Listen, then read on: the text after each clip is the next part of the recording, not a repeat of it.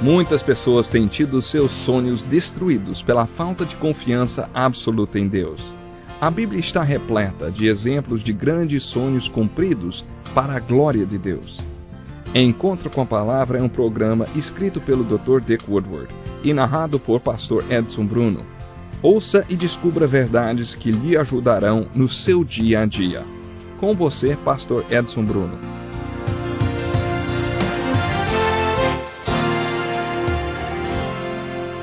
Que ótimo podermos estar aqui para mais um encontro com a Palavra. Se esta é a primeira vez que você ouve o nosso programa, gostaria que você soubesse que ele faz parte de um curso introdutório de todos os livros da Bíblia. Agora estamos estudando o livro de Hebreus no Novo Testamento. No final do último programa falamos sobre algumas exortações e alguns avisos encontrados nos primeiros capítulos deste livro, o livro de Hebreus. Continuaremos o estudo enfocando mais de perto estas exortações e estes avisos. No quarto capítulo do livro de Hebreus, o autor escreveu: visto que nos foi deixada a promessa de entrarmos no descanso de Deus, que nenhum de vocês pense que falhou, pois as boas novas foram pregadas também a nós, tanto quanto a eles, referindo-se ao povo no deserto. Mas a mensagem que eles ouviram de nada lhes valeu, pois não foi acompanhada de fé por aqueles que a ouviram. Agora, imagine uma cena, um banquete, em que uma bela refeição é servida para 100 pessoas. Depois de comer, 99 pessoas saem da mesa nutridas e satisfeitas, mas um cai no chão e está quase morto. Talvez a pessoa tenha se sentido mal por causa de uma úlcera no estômago. 99 pessoas estavam com seu sistema digestivo em ordem, e por isso a comida lhes fez bem e as satisfez. O autor de Hebreus descreveu no capítulo 4 uma situação semelhante.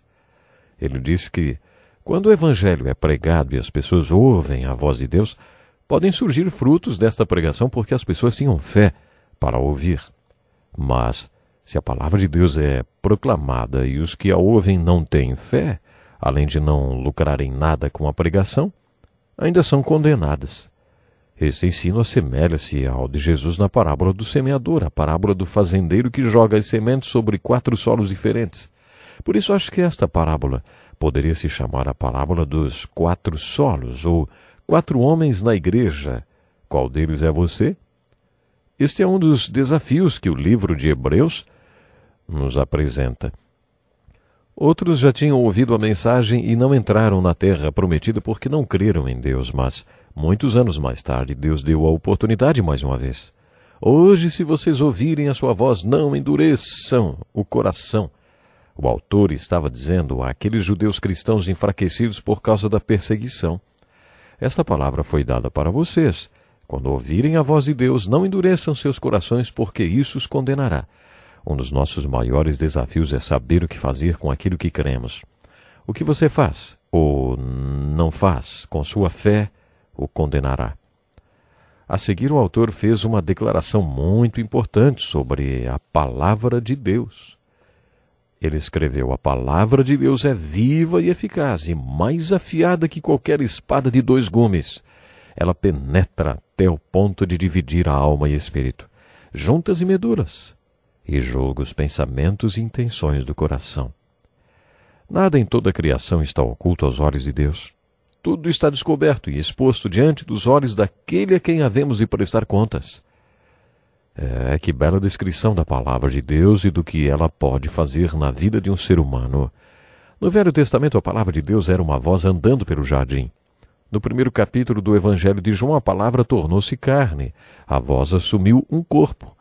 Depois veio a palavra escrita, que é a palavra viva. Hoje ouvimos a voz da palavra viva de Deus através da palavra de Deus escrita.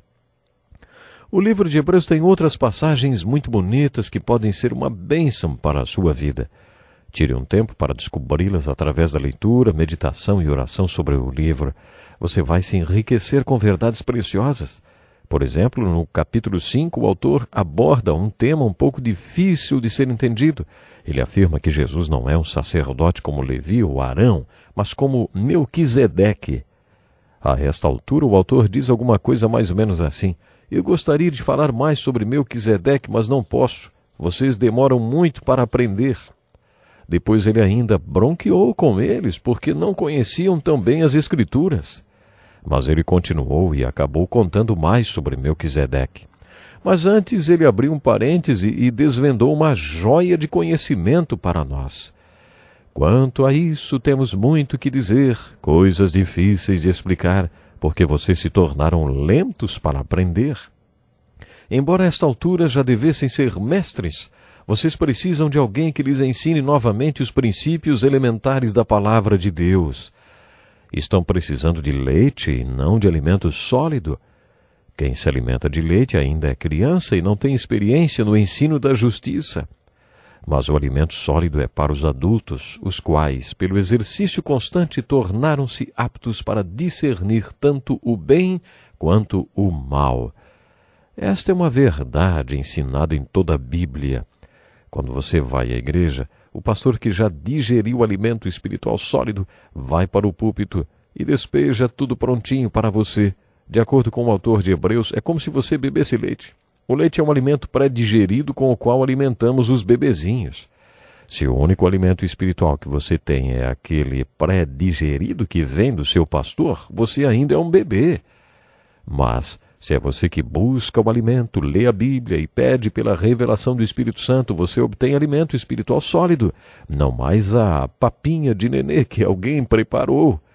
O objetivo do encontro com a palavra, esse programa, é fazer com que o povo de Deus entre na palavra de Deus e que a palavra de Deus entre no povo de Deus. Quando isso acontecer, os bebezinhos que antes só bebiam leite vão se tornar discípulos maduros, adultos, que podem comer alimento sólido da palavra. Na igreja, num domingo, ouvimos sobre Ezequiel e os ossos secos. No outro domingo, sobre João na ilha de Pátimos. No outro domingo ainda, sobre o Sermão da Montanha. E depois sobre 1 Coríntios 13.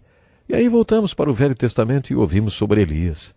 E assim aprendemos sobre a palavra de Deus de uma forma segmentada, dificultando o entendimento da coesão da Bíblia.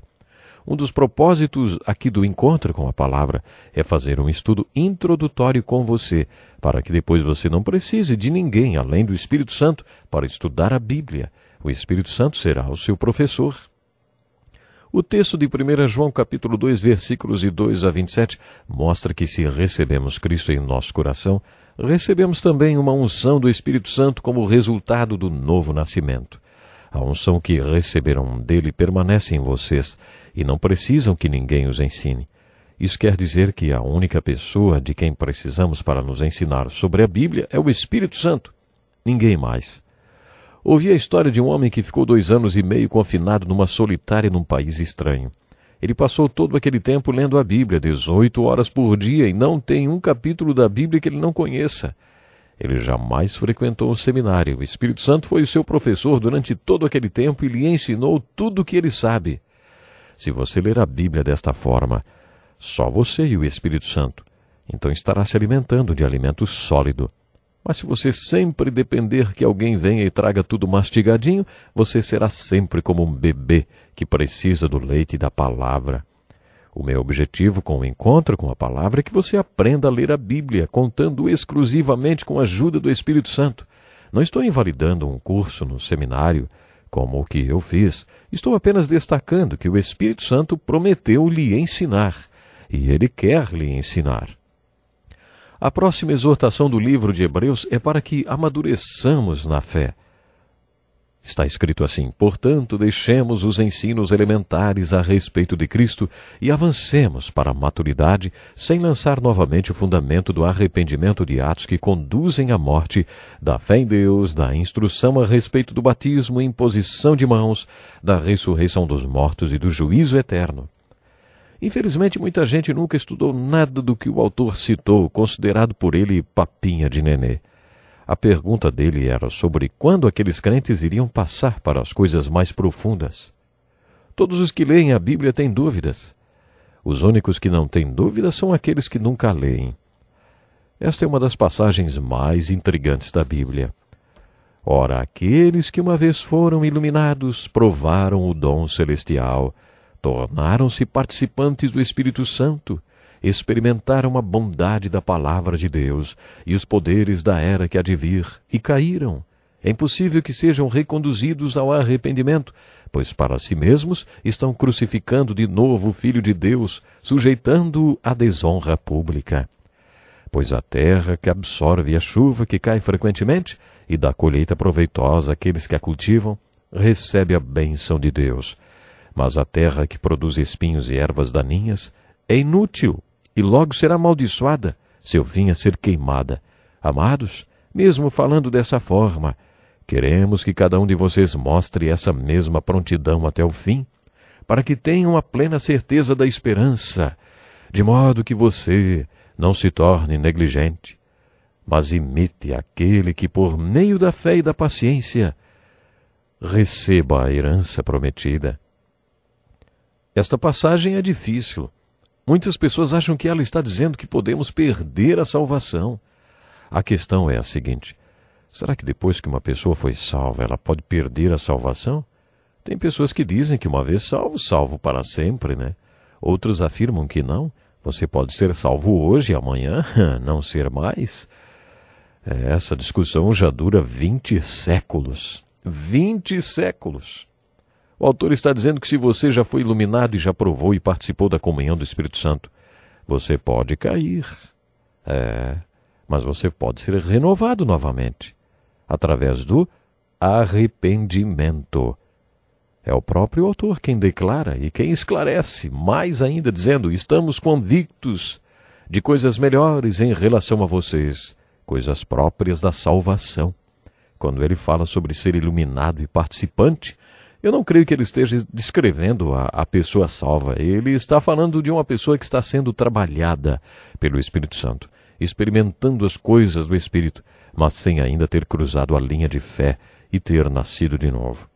É muito importante nesse ponto a gente realmente pensar seriamente de que seremos salvos sim, se permanecermos fiéis a Deus. Tem muita gente por aí que tem caído, mas há uma oportunidade de se arrepender-se.